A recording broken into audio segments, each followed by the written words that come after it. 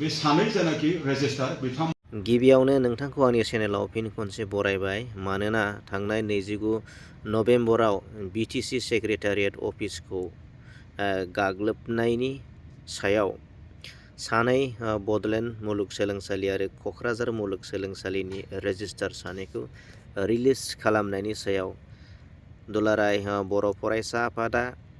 Press मिट होदों। थ' नोंथांमोननो फुल आपडेटखौ नोंथांमोननो होनो थांगासिनो दं। भिडिअखौ खोनासंलांदो। बड'लेण्ड इउनिभारसिटि आरो क'क्राझार इउनिभारसिटिनि भाइस चेन्सेलर बिथांमोना माने रिलिज खालामनो जेनाखि अर्डार बेखौ जोङो नुनो मोनदों आरो बियो जोंनि आखायाव सफैदों। थारैनो दिनै जिखिनि दाय जाबसिननानै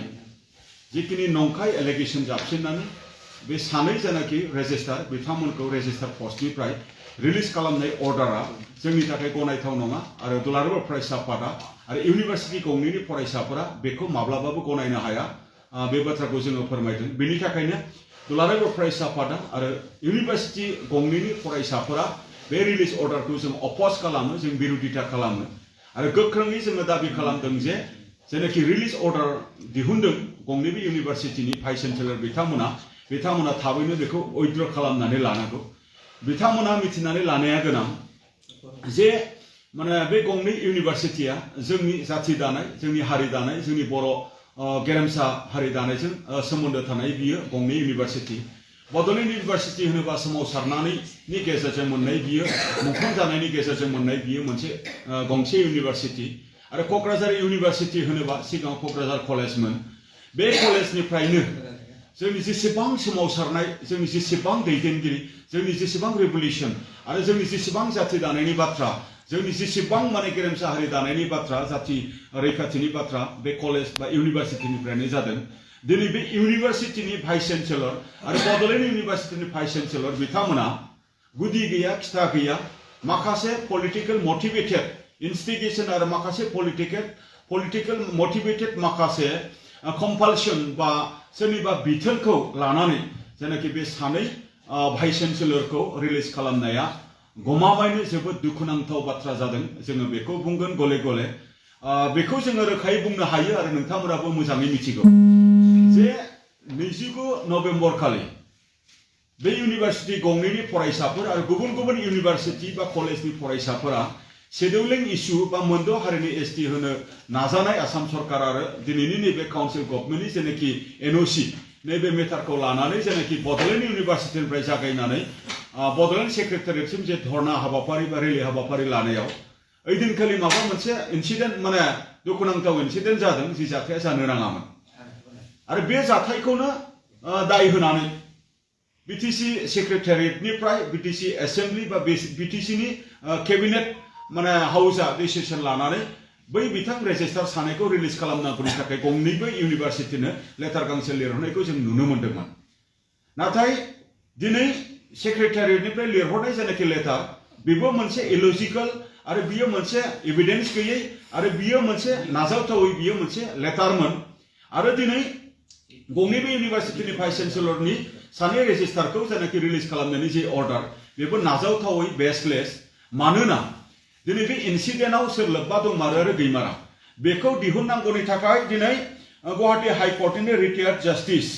हेरेन्द्र नाथ शर्मा मानगोनां बिथांखौ वान मेन मोनसे इनकुवेरि कमिटि जिहेतु आसाम सरकारनिफ्राय बेखौ दिनै बानायनानै होनाय जाबाय। बे इनकुवेरि कमिटिया दिनैसिमाव इनकुवेरिनि प्रसेसखौ जों मिथिनायाव जागायाखै। फेक्ट फाइन्डिं बेवहाय खुनु माने जागायाखै। दायनिगिरिया सोर आरो बेवहाय माने सोरहा दाय दंमारो बिनि गासै बाथ्राफोरखौ जोङो तदन्तनि उनावसो जोङो मिथिगोन। अब्ला तदन्तनि रिजाल्टआनो फैयाखै, बेवहाय एभिडेन्सबो फैयाखै। गंनै इउनिभारसिटिनि भाइस चेन्सेलरा बे गाव गावनि इउनिभारसिटिनि रेजिस्टारखौ बोरै खुनु खारन गैया हसियायै बेदि रिलिज खालामनो हायो बिथांमोननियाव जोङो प्रश्न खालामदों आरो बिथांमोननि जिखिनि रिलिज खालामनायनि जेनाखि मोनसे इनिशिएटिभ बियो मोनसे प्रश्न खालामथाव आरो कुवेश्चनेबल जादों आरो डाउटफुल जादों। मानोना बिथांमोना इउनिभारसिटिनि माने जेनाखि एग्जिकिउटिभ काउन्सिल बेवहायबो बिथांमोना मिटिं जायाखै होननानै जोङो मिथिगौ आरो बेवहाय जिखिनि एपइन्टिं अथरिटि बेवहाय माने भाइस चेन्सेलराबो नङा होननानै जोङो मिथिगौ। बेवहाय माने चेन्सेलरासो एपइन्टिं अथरिटि आरो दिनै आसामनि गभर्नर मानगोनां बिथाङानो जिहेतु गंनैबो इउनिभारसिटिनि चेन्सेलर बिथांनिफ्रायबो गंनै इउनिभारसिटिसिम बिथां सानै रेजिस्ट्रारखौ माबा मोनसे दाय मोननानै रिलिज खालामनांगौनि थाखाय जेबो बेबायदि नट गैया आरो बेबायदि लिरनाय बा नटिस गैया होननानै जोङो मिथिगौ अब्ला बबे राहाजों माबायदि थांखिजों बबे बेबस्थानि गेजेरजों मा जुक्तिनि थाखाय दिनै बे गंनै इउनिभारसिटिनि भाइस चेन्सेलरा बे सानै रेजिस्ट्रारखौ बेबायदि मानो खालामनो मोनखो बेखौ जोङो प्रश्न खालामदों दा बेनि थाखायनो गंनैबो इउनिभारसिटिनि भाइस चेन्सेलरनिसिम जोङो स्ट्रं डिमान्ड एबसुनिफ्राय आरो फरायसाफ्रा जोंजों जगाजग खालामदों गोबां स्टाफसफ्रा जोंजों जगाजग खालामदों बियो अयनाय जादों होननानै बियो अयनाय जादों दा बेनि थाखायनो थाबैनो माने उइथड्र खालामनांगौ आरो जों दुलाराय बर' फरायसा आफादा थांखि लादों जे थाबैनो स्टुडेन्ट डेमनस्ट्रेशन हाबाफारि लानायनि गेजेरजों जेरैखि जाया सानै भाइस चेन्सेलरा गावसोरनि जेनाखि थांखि बेखौ जेन माने बोखांफिननानै लायो बेखिनि बाथ्राखौ जोङो बे सोमावसारनायनि गेजेरजोंबो जोङो फोरमायगोन आरो बेवहाय जेनाखि जोंनि सोमावसारनाय इन्डिपेन्डेन्ट समसिमनि थाखाय जोङो लानानै थांनो थाखाय जोङो थागथियारि जोङो दिनै जानो गोनां जादों जों दुखु मोनदों जाय माने इउनिभारसिटिनि भाइस चेन्सेलर बिथांमोना साख्रि मावनो फैदों ना दिनै जोंनि अनुष्ठान प्रतिष्ठान बेखौ बुथारनो थाखाय बा जोंनि फरायसाफोरनि जेनाखि मोनसे मिजिं आसा जेनाखि थांखि बेखौ बुथारनो थाखाय बिथांमोना बेवहाय साख्रि मावनो फैदों जोंनि बिथांमोननि खाथियाव सोंनाय प्रश्न आरो बिथांमोना साख्रि मावनो जुदि फैदोंब्ला बिथांमोना सोरनिबा पलिटिकेल बेबायदि मोनसे मटिभेटेड माखासे खामान बा सोरनिबा पलिटिकेल मटिभेटेड माखासे इनस्टिगेशन बेखौनो लानानै जुदि रिलिज खालामदोंब्ला बिथांमोना हुसियार जानाया गोनां आरो गमामायैनो बिथांमोना बै इउनिभारसिटिनि डेभेलपमेन्टनि थाखाय खामानि मावनो फैदोंब्ला स्टुडेन्ट फ्रेटारनिटिनि थाखाय खामानि मावनो फैदोंब्ला बिथांमोना सिभिल ससाइटि आरो ओनसोलनि स्टुडेन्ट आरो गावनि माने इउनिभारसिटिनि स्टुडेन्टफोरजों मिलायलायनायनि गेजेरजों बे इउनिभारसिटिखौ सालायनाया मोजां नङाब्ला बिथांमोना फैबाय थानाय समाव गोबांथार सिचुएशनजों मोगा मोगि जानांनोबो गोनां जानो हागौ बेखिनि बाथ्राखौहाय दिनैनि नैबे प्रेस मिटनि गेजेरजों जोङो फोरमायहरदों गोजोन्थों 27 नभेम्बराव सोमावसारनो पारमिसनखौ रेजिस्टारा होदोंमोन दा बेवहाय जोंनि मिथिनायाव माने रेजिस्टारा सोमावसारनायनि हाबाफारिनि पारमिसन होनो हाया मानो होनबा रेजिस्टारनि गोजौआव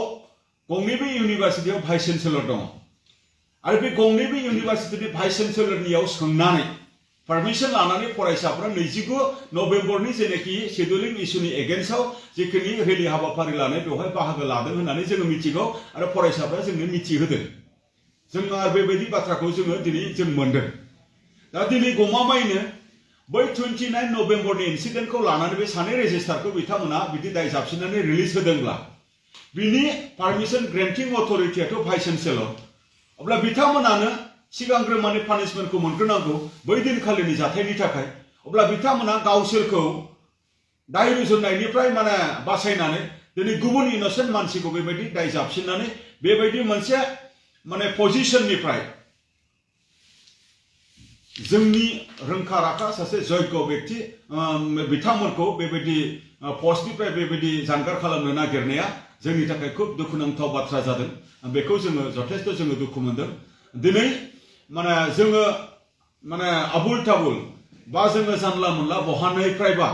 फैनानै जोंनि सोमावसारनायखौ जेबो मिथियै हारिनि थाखाय जेबो मिथियै सोमावसारनायजों जेबो लोब्बा गैयै बैफोरबायदि मानसिफोरा मालाबा बेबायदि जोंनियाव डिसिसन हयथ' लाफैनो हागौ बेखौ जोङो सांग्रां मोनसे अर्गेनाइजेसन हिसाबै जोङो नोजोर होबाय थाबोदों आरो दाबो जोङो नोजोर होदों बेनि थाखायनो नैबे बिथिङावबो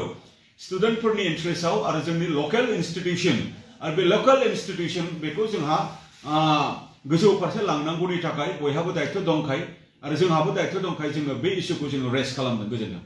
राजखान्थिनि खैसार दं होनना सानो निश्चय बेवहाय राजखान्थिनि खैसार दङ होननानै जोङो सानो मानोना बे रेजिस्टार सानैखौ बिटिसि माने जेनाखि एसेम्ब्लिनिफ्राय केबिनेट डिसिसन लानायनि गेजेरजों बिथांमोनखौ रिलिज खालामनांगौनि थाखाय गंनै इउनिभारसिटिनि भाइस चेन्सेलरनो लेटार इस्यु खालामनाय जोङो नुनो मोनदों बै दिनखालि नाथाय बै बिथांमोननि जेनाखि बिटिसिनि जेनाखि मोनसे माने नटिस हरनाय बिथांमोननिया माने बियो सासे माने रेजिस्टारखौ रिलिज खालामनो बिथांमोना हरदोंब्लाबो बिथांमोननि हरनाय जेनाखि अर्डार बियो इनभेलिड मानोना एपइन्टिं अथरिटिया गभर्नर जायो आरो माबा मोनसे दाय जुदि एभिडेन्स जुदि बेवहाय फोरमान जायोब्ला बिनि एक्सनखौ लानो हायो माने चेन्सेलरा माने गभर्नर बिथाङा मानगोनां बिथाङा दा बेखायनो दिनै बै दिनखालिनि जाथाय आरो बिटिसि काउन्सिलनि केबिनेटनि जेनोखि अर्डार बेखौनो लानानै आरो बेबायदि माखासे एक्सनखौ दिनै जुदि लादोंब्ला बियो निश्चय पलिटिकेल मटिभेटेड बियो खैसार होननानै जोङो सानो आरो बियो रोखा दिनै जाबाय जोङो बेखौ नुदों आरो इउनिभार्सिटि गंनैनि भाइस चेन्सेलरा बेबायदि मिसगाइड आरो बेबायदि मिसलिड माने जुदि जायोब्ला बे इउनिभार्सिटि गंनैखौ बिथांमोना माबायदि सालायगोन जोंहा बिथांमोननि सायाव डाउट दङ गोजोन्थों